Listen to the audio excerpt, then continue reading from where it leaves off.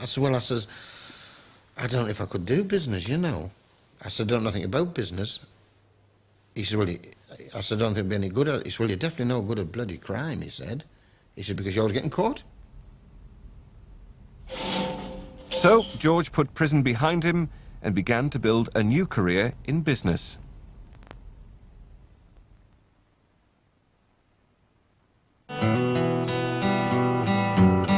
I'm gonna clear out my head. I'm gonna get myself straight. I know it's never too late to make a brand new start. George's brand new start went quite well, really. And £250 million later, he and his wife Susan were able to make fun of his life of crime at their wedding reception. And I do regret to a certain extent, and I would advise any young fella today, or any of the kids, keep clear of crime. Crime does not pay, you know. I never made a penny out of crime. Any money I ever got, the solicitors and the barristers got it.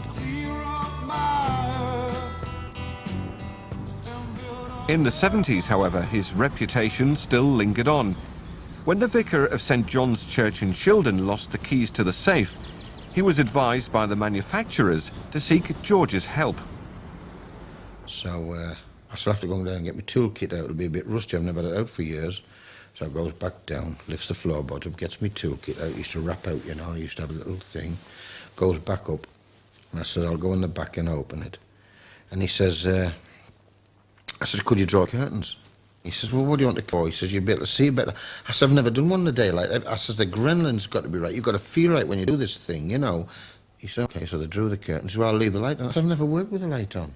So I have to use a torch, because I've never done one with, well, I hadn't. I've never done one with the light on. It draws attention. I've never done one in the daylight. He said, okay, so I set everything up and I got it right, and I hit it. And it went as sweet as a nut. I was amazed, really. And it went, the tumblers trickled back. I heard it purr, you know. Just purred like that, and I thought, oh, beautiful. So I went to the door, so I've opened it. He says, my God, he says, it only took you 3 minutes. I thought it was getting rusty. George, the safe blower, had courage, energy and determination. But he found the same qualities brought him even greater rewards in business. He made a go of a variety of ventures, growing all the time. Let's look at my track record. When I went into fruit machines, I was successful. I proved everybody wrong. When I went into my milk bar, I was successful with that. I proved everybody wrong. Went into club and bar fitting. Oh, I annihilated them in that business, and I proved it. I went into worktops, and I was going to produce 3,000 a week, and I got up to 60,000 a week. I proved everybody wrong on that. And then the chipboard, I proved everybody wrong, and I just love proving people wrong. I get a kick out of it. It turns me on. His big break came when he set up direct worktops. As in everything, he did it his way. When I went into worktops, I looked at what everybody else was doing. I'd done the complete opposite to them. Like, they used to use rubber glue rollers. I used stainless steel because it lasts forever. They had their shrink wrap offline. I put mine in line. They had salesmen. I didn't have salesmen. I'd done the complete opposite to what they'd done. The old world in that industry is wrong, and I'm right. And I proved that they were all wrong, and I was right, because I survived and they went under. And I've done the same in chipboard. They all do it wrong there. There's only me does it right. I don't say I do it right. What I say doesn't mean a thing. The bottom line says I do it right. It's the profits that tells you whether it's right or wrong. Direct worktops quickly grew into the biggest manufacturer of kitchen work services in the world. Once again, he ignored all the experts. Advice I would give business people: don't listen to bank managers, don't listen to accountants, and don't listen to lawyers. That's the greatest advice I can give them. But there's some puddings amongst them. There's some real puddings. They all work on opinions, assumptions, and hearsay. When it goes wrong, and they want you to pay them for bad advice. And what drains businesses is bureaucracy gone mad. I would rather have 100 people on £1,000 a week than have 300 on £80 a week, like you see all over. What I tell my people at work, I always say to them, No waste, no damage, high productivity creates higher profits. Higher profits create higher wages. There's only 3 good things to run a company to make it really work. Three things you look for. 1 is efficiency. Number 2, you must do this, is efficiency. And number 3 is efficiency. Efficiency, efficiency, efficiency. George moved into the chipboard business after selling direct worktops for £41 million last year. He then bought Darlington Football Club. He paid off £5 million of debt, cut seat prices and announced plans for a new stadium. Football, he says, is easy. It's a picnic compared to what I'm used to. I'm used to starting at 7 o'clock in the morning, finishing at 9. I don't see anybody doing that in football. And I mean going bang at it. Something like, we used to have like 2,748 customers to supply weekly. In football, it's much easier. You send a season ticket out, and away it goes, really. I can't see anything hard about it. They make it sound difficult, but there's nothing difficult about anything if you do it professionally. I think you've done incredible, really. I'm surprised. Were you surprised? Yeah. What are you trying to say? I could go as a manager of a football club, and if I went out and spent £50 million, there's nothing clever about that. It's simple if you've got the best team. You know? It's like getting a Ferrari against a Mini and say, I'll give you a race. It's simple if you've got the power there, isn't it? Anybody can go out and spend 10 million on a player, 15 million on a player. It doesn't take a clever man to do that. I can go and get you the biggest steamer you want walking through the street, and he could go out and spend that sort of money. Any silly bugger can spend money. It's not hard to spend money. Not hard at all. Pick anybody and give them 100 grand, they'll go and spend it. Anybody can spend it. The clever one is the one who can make it. That's the clever one. Come on, let's see it. Indeed, the question seems not so much to be whether George Reynolds is ready for football, but whether football is ready for George Reynolds.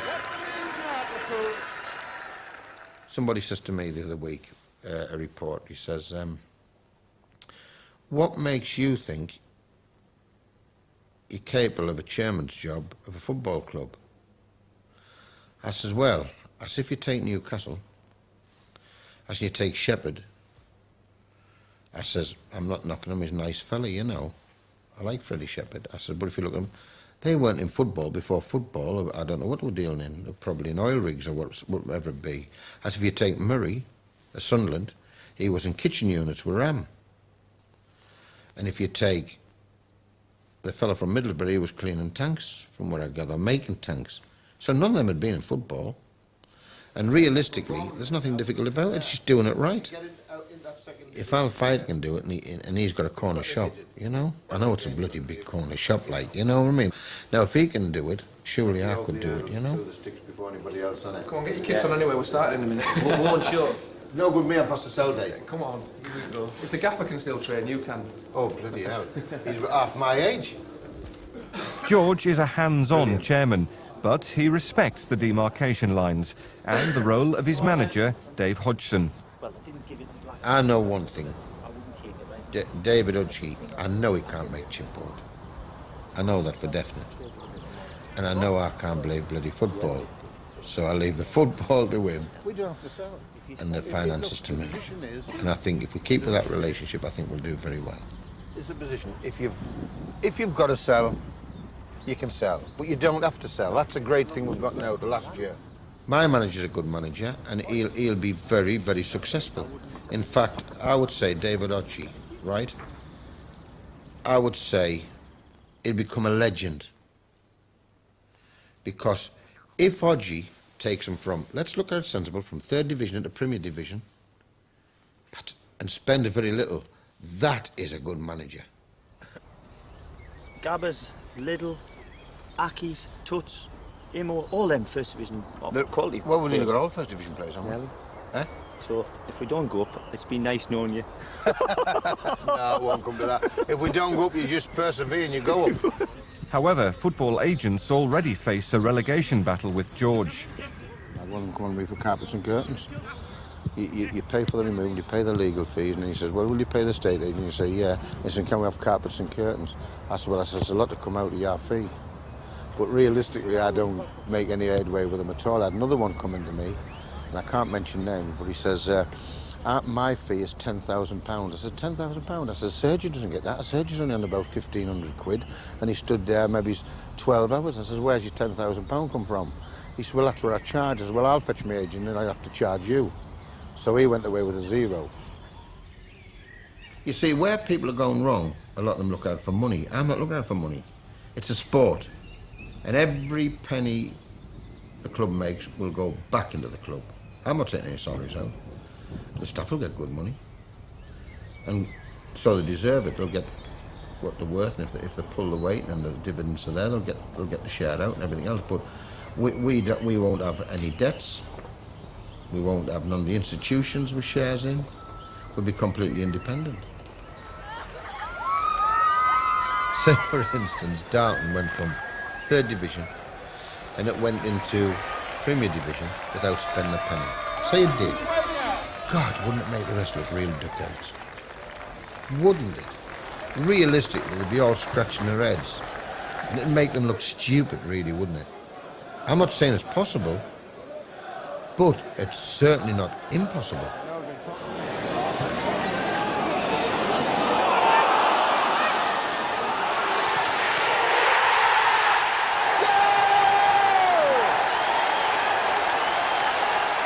I don't listen to these so-called experts. There's only one expert, and that's the man who makes the commitment, isn't he? That's the expert. These people, if you turn around, will say, well, in my opinion, say, well, all right then, let's see some form of commitment off you, like a down payment. Oh, no, walk away from it then.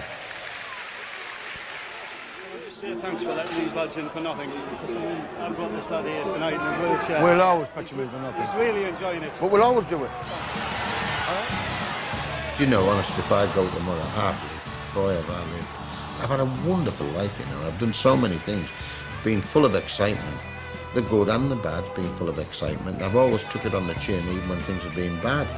And I've seen the funny side of things. It's a matter of attitude, really, and humour, isn't it? The trouble is, there's very few characters left, you know. There's very few characters left. And I know a lot of characters where I've known on the outside and the inside, and a lot of them have been nice people, you know. Sometimes, you know, you must always remember, sometimes the bad guys are the good guys. In the Nationwide League, we kick off with a red and white reunion at Feetham's. He may have started on the bench, but debut boy Craig Russell soon made his mark with Darlington. He replaced Gary Bennett after the break, but nearly saw his newfound side lose the opening goal. Gary Alexander's shot hit the woodwork. Sean Gale's follow-up fell comfortably into the hands of Andy Collett. As a youngster, Russell idolised Quakers star Marco Gabbiadini, and it only seemed fitting that in the stroke of full time he superbly set up the former Sunderland midfielder. Goalless at Rochdale as well. Marco Gabbiadini might have won it for Darlington, but this was the one that got away. Barnet take over at the top. The Quakers are third. Might have the strongest squad in the division, but scoring is becoming a problem. Martin Gray came nearest to breaking the deadlock, but they've only managed 9 goals in 8 games. The reason they're 6th, they've only let in 5. It's one of the longest treks of the season, and Plymouth must have felt jet-lagged when they were cast adrift at Darlington. Craig Russell crossing low, but perfectly it appeared for Lee Nogan. The goals had dried up in the last 2 matches for Darlow, but they had enough clout to send Plymouth home pointless. This is Paul Campbell with the second.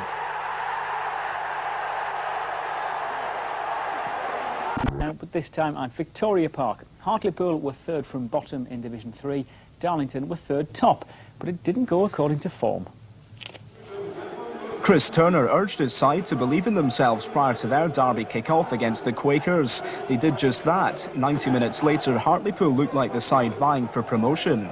You might not have expected to see Uriah Rennie refereeing at Victoria Park, but he did, issuing a total of 7 yellow cards. 24 hours earlier, Darlington had said Marco Gabbiadini was ruled out with a broken nose. He played from the start. The superb run on the half-hour marked the closest he came to threatening Poole. Despite dominating the first half, Hartlepool had to be content with a goalless scoreline going into the break. but it took them less than 60 seconds to take the lead after the restart. Lone signing Sam Shilton with the header. And it was another lone player who sealed the 3 points. What a goal it was. Lee Fitzpatrick's strike sent the home faithful wild. It finished 2-0 to Hartlepool. The players today responded to what we wanted, what the fans wanted. That was commitment, passion, quality at times, and you know, the two boys are brought in, both scored, and I think we deserve the 3 points over the 90 minutes. As expected, the match was a fiery affair. David Hodgson had more than a few words to say to Uriah Rennie, but after the final whistle, he was left speechless. David, your assessment of that match? There you go. That's my assessment. Nothing. What can I say? If your strikers don't play and your defenders don't play, and the commitment's not there in the derby game, well, what do you expect? You're going to get beat. That's exactly what happens. Important. David Hodgson declared this performance Darlington's best in the league in many respects. That despite the Quakers going down to a 4th-minute header from Lincoln striker Gavin Gordon. The bookies' favourites for promotion have lost their goal touch of late. Craig Russell should have saved a point, but it wasn't Darlow's day.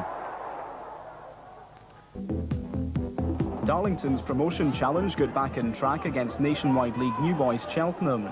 Craig Russell's superb cross finished clinically by Paul Campbell, making his first start of the season. Russell could have made it 2 when he took over from Lee Nogan, probably just as well he shot wide. Cheltenham have now lost 7 games, all